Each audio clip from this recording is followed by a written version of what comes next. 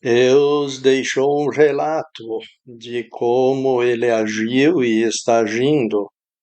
Ele fez o universo, ele fez a vida, ele fez você. E agora a pergunta: quais são as intenções dele em ter criado você? Esta lição vai falar sobre o assunto. Deus deseja que você seja realmente feliz. Lemos no Salmo 16, versículo 11: O Senhor me fará conhecer o caminho da vida. Na sua presença há plenitude de alegria. Na sua destra, delícias perpetuamente. Deus quer o bem de todas as pessoas. Deus tem intenções boas para com você. Assim como um pai, sob circunstâncias normais, tem somente intenções boas para com os seus filhos. Deus sempre tem intenções boas para com todos os seres humanos. Entretanto, existem empecilhos que podem impedir que Deus lhe abençoe. Estaremos falando sobre esses em uma lição posterior. As pessoas procuram pela felicidade em diversos lugares, nos bens materiais, nos esportes e várias diversões, no trabalho, prazeres e em muitos outros lugares.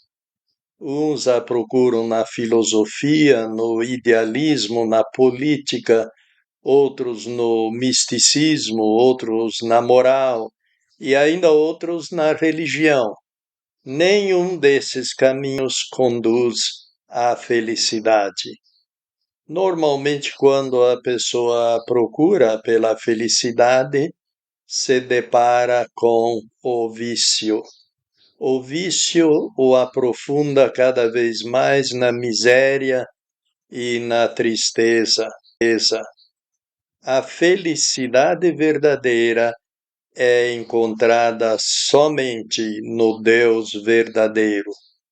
Por isso lemos no Salmo 16, versículo 11: Fez-me conhecer caminhos da vida, me preencherá de alegria com o seu semblante. Na presença de Deus encontra-se a verdadeira felicidade. Devemos aprender como andar na presença de Deus. Veja o que Jesus diz em João 15, 11, sobre a alegria verdadeira. Tenho-lhes dito isso, a fim de que a minha alegria permaneça em vocês e a sua alegria transborde. A permanência das palavras de Cristo em nós traz alegria que vai além dos limites. É uma alegria que transborda. No capítulo 17, 13, ele também diz: Mas agora vou para o Senhor e digo isso no mundo, para que tenham a minha alegria concretizada neles. Mesmo quando as circunstâncias exteriores não são perfeitas, esta alegria permanece, por não depender delas nem ser influenciada por elas. Esta verdadeira felicidade encontramos na perfeita harmonia e comunhão com Deus. Há pessoas que buscam o reino de Deus no mundo material, na abundância de bens materiais, no luxo. Porém, o apóstolo Paulo escreve em Romanos 14, 17: Porque o reino de Deus não consiste em comida e bebida, contudo, em justiça e paz e alegria no Espírito Santo. Seja feliz. Aprenda a viver na presença de Deus e na plenitude do Espírito Santo. Deus deseja que você tenha vida eterna.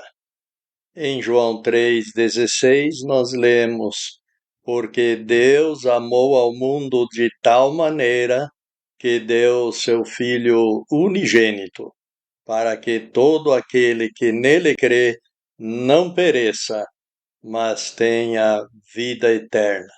No paraíso havia duas árvores especiais: a árvore do conhecimento do bem e do mal e a árvore da vida. Adão e Eva decidiram-se a favor da árvore do conhecimento do bem e do mal e, como consequência, perderam a vida e abraçaram a morte. Desde então, a morte é a principal inimiga da humanidade. Tememos a morte por não sabermos o que vem depois. Tememos a morte por ela ser tão cruel e não poupar ninguém. Tememos a morte por ela normalmente chegar sem sobreaviso. Ela surpreende as pessoas. A vida que Adão e Eva perderam no paraíso pode ser reconquistada através do Senhor Jesus Cristo. Deus não quer a morte de ninguém. A morte inicial foi a exclusão de Adão e Eva da presença de Deus no paraíso. A consequência foi a morte física. A Bíblia também fala da segunda morte, ou morte eterna, que é a punição eterna no lago de fogo. O texto afirma que Deus amou ao mundo de tal maneira, em João 3,16. Você pode incluir o seu nome. Deus amou de tal maneira que deu seu Filho unigênito, para que se nele crê, não pereça, mas tenha vida eterna. Você já teve a impressão de que sua oração não alcança o trono de Deus? Isso acontece porque você está separado de Deus. Pelo pecado original de Adão e Eva, que hoje é nosso por herança. Deus reverte esta morte em nós e nos devolve a comunhão do paraíso. Além disto, ele nos dá a vida eterna e não precisamos mais temer o que vem depois da morte, porque sabemos que estaremos com ele para toda a eternidade. A vida eterna é uma pessoa. É a pessoa do Senhor Jesus Cristo. Esta, pois, é a vida eterna, que o conheçam, o único Deus verdadeiro e a quem enviou Jesus Cristo. João 17:3. Em 1 João 5:20, lemos que Jesus Cristo é a vida eterna. Sabemos, porém, que o Filho de Deus veio e nos deu entendimento para que conhecêssemos o verdadeiro. E estamos no verdadeiro, no seu Filho Jesus Cristo. Ele é o Deus verdadeiro e a vida eterna. Não é confortante saber que a intenção de Deus com você é que você viva a eternidade com Ele em plena felicidade? Além disso, Deus deseja que você tenha vida plena, presença de Deus, proteção e provisão garantidos para a sua vida. No Salmo 36, versículo 8, nós lemos: Eles se satisfarão da gordura da sua casa e os fará beber da torrente das suas delícias. Deus nos oferece vida sobejante. Não é aquela vidinha sofrida, vazia, tristonha. Não é aquela vida em que as emoções de hoje são as dores de cabeça de amanhã. Também não é uma vida material em que você possui tudo o que deseja e ainda sobra. Já falamos anteriormente que o reino de Deus não consiste em comida e bebida, mas em justiça, paz e alegria no Espírito Santo. A presença de Deus nos tem sido prometida e nesta presença jorram torrentes de delícias divinas. Em Hebreus 13:5 temos a promessa de que Deus, uma vez fazendo parte de nossas vidas, jamais nos abandona. De modo nenhum o desampararei, nem nunca, jamais o abandonarei. Em toda e qualquer situação, Deus está e estará conosco.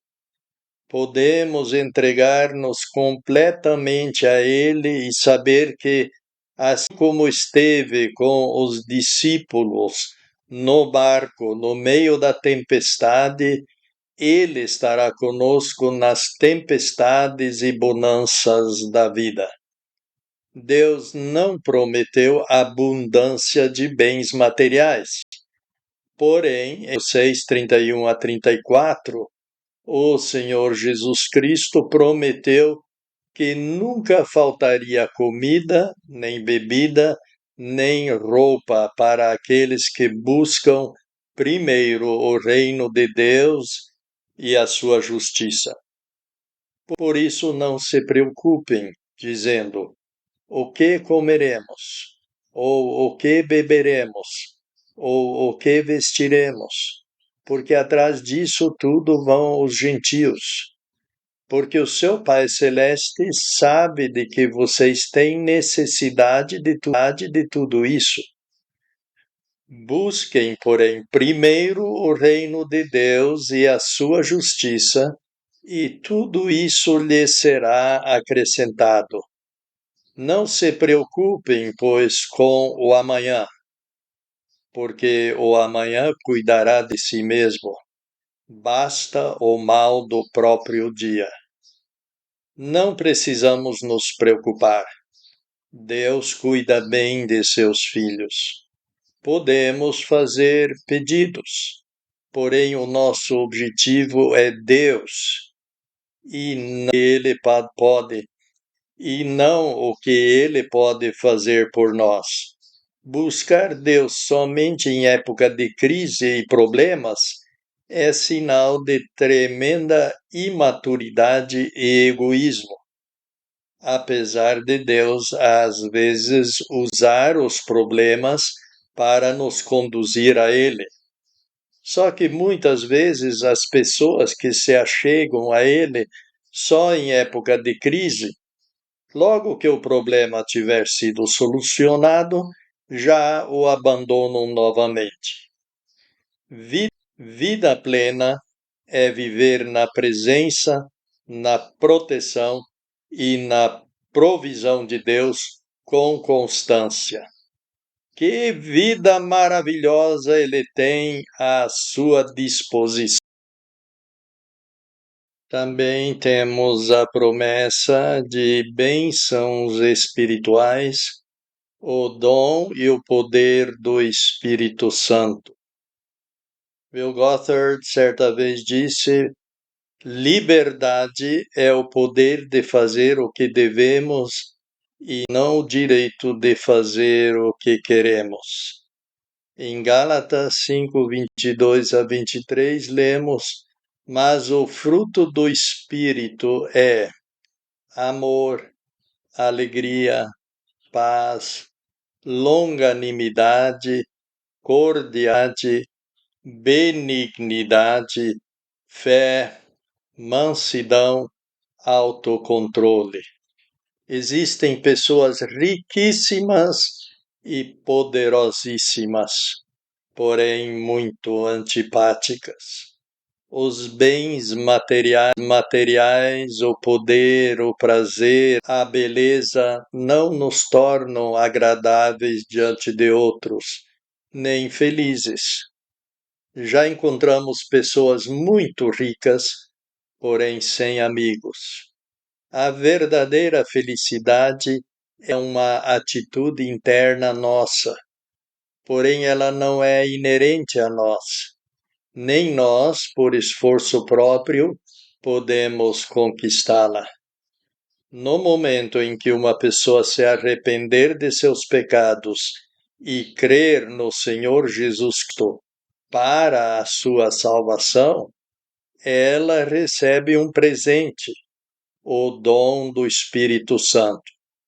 O Espírito Santo é o presente de Deus para os seus filhos. O Espírito Santo veio para substituir a presença do Senhor Jesus e é chamado de Paráclito, aquele que está do nosso lado. Ele faz morada em nós e nos assiste em todas as circunstâncias que passamos. Nunca nos deixará. Além de sempre nos acompanhar, o Espírito Santo também quer produzir o seu fruto em nós. E o texto em Gálatas 5, 22 a 23 nos afirma que o fruto que produz em nós é muito delicioso. Mas o fruto do Espírito é amor, alegria, paz, longanimidade, cordialidade, benignidade, fé, mansidão, autocontrole. Contra esses não há lei. A impressão que se tem é que este fruto é tudo aquilo que as pessoas buscam com dinheiro, poder, beleza, práticas esotéricos, aeróbicos que nunca alcançam. Quanto mais praticam, tanto mais o objetivo parece se distanciar delas. Assim como o esforço próprio não pode alcançar a salvação de Deus, também não pode alcançar o fruto do Espírito Santo. E pela falta do fruto do Espírito Santo é que existe tanta maldade, tanta discórdia, tantas separações. Que presente maravilhoso Deus preparou para os seus filhos. Disse Bill Gothard, liberdade é o poder de fazer o que devemos e não o direito de fazer o que queremos. A humanidade aspira pela liberdade. Tudo é permitido. O resultado, ciúmes, desconfianças, doenças, bandidos, guerras. Deus, porém, nos deu o poder de fazer o que devemos. Ele não somente exige de nós, ele também nos oferece o poder necessário para realizarmos o que devemos. O amor não pratica o mal a ninguém. Por isso, se alguém tem amor, não transgride nenhuma lei. Quem ama faz o bem a si mesmo e ao próximo.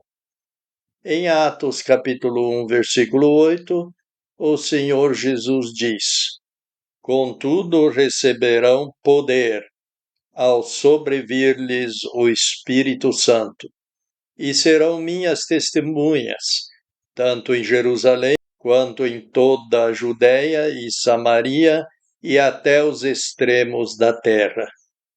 Que promessas maravilhosas!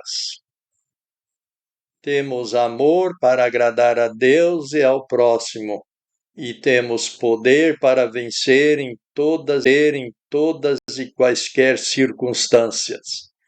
Este poder nos capacita a falar aos outros das gloriosas virtudes de Deus, e o Espírito Santo falará com a pessoa que ouve da necessidade de abandonar o pecado e converter-se ao Senhor Jesus Cristo.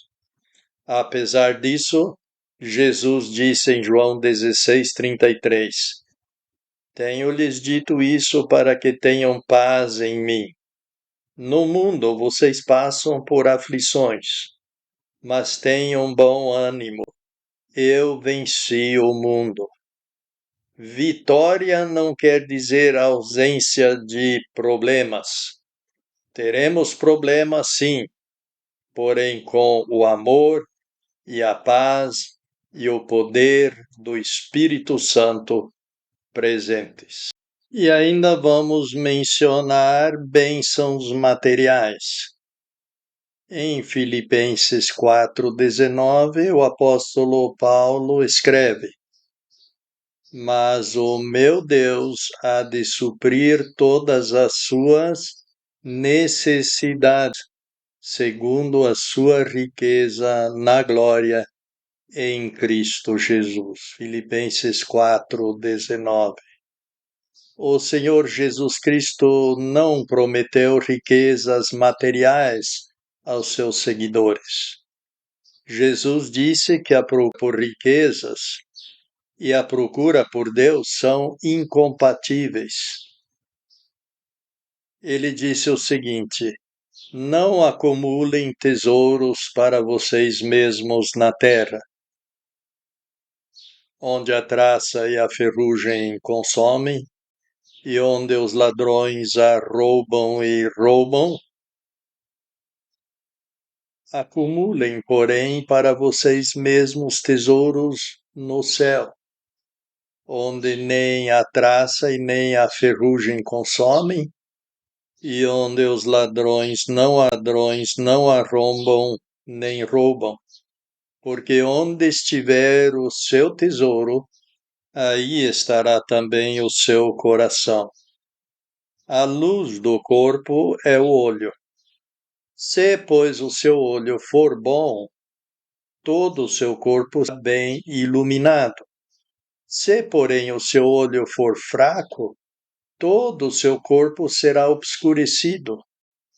Se, pois, a luz que estiver em você for em trevas, quão grandes trevas serão! Ninguém é capaz de servir a dois senhores, porque ou desprezará a um e amará ao outro, ou se apagará a um e desprezará ao outro. Vocês não podem servir a Deus e às riquezas. O problema não é a riqueza, mas o desejo de querer se tornar rico ou depositar a sua confiança nas riquezas. Deus não é contra os ricos. Na Bíblia não existe a tal opção pelos pobres. Deus é a favor de todos os homens. Existem, porém, promessas referentes às necessidades básicas da vida. Em Mateus 6:33, Jesus falou dela: Busquem, porém, primeiro o reino de Deus e a sua justiça, e tudo isso lhes será acrescentado. O que inclui tudo isso? No contexto, percebemos que é o alimento diário necessário e a nossa vestimenta. Nem o teto Jesus promete. Obviamente que as intenções de Deus com seus filhos são boas, como Jesus mesmo disse. Se vocês, pois, sendo maus, sabem dar boas dádivas aos seus filhos, quanto mais o seu Pai que está nos céus dará boas dádivas aos que lhe pedirem. Mateus 7:11. Podemos pedir, porém sem exigir. Paulo agradece a oferta que a igreja dos Filipenses lhe mandara e acrescenta: mas o meu Deus há de suprir todas as suas necessidades, segundo a sua riqueza na glória em Cristo Jesus. Filipenses 4:19. Deus preenche as nossas necessidades e não as nossas cobiças. Um dos mais frequentes adesivos nos carros vistos atualmente é o versículo de Filipenses 4:13. Tudo posso naquele que me fortalece. E interpreta-se o seu significado como sendo: com Deus alcanço todos os meus objetivos. Porém, esquece-se que o apóstolo Paulo, no contexto, explica o versículo: tanto sei viver no aperto quanto na superfluidade. Acostumei-me com toda e qualquer situação, tanto a estar farto quanto a estar necessitado, tanto a viver na superfluidade quanto na carência. Filipenses 4:12. Portanto, a interpretação popular é uma da passagem. Em Provérbios 30, versículos 8-9, Agur faz esta oração importantíssima: não me des nem pobreza, nem riqueza.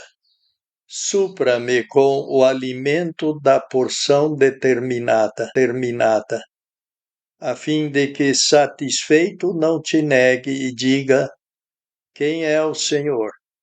Ou empobrecido, roube e profane o nome de Deus. Há pessoas que têm dificuldade de viver nos extremos materiais. Por isso, o Senhor Jesus, no ensinamento da oração do Pai Nosso, também ensina a orar: dê-nos hoje nosso pão necessário. Que promessa maravilhosa tem sido dada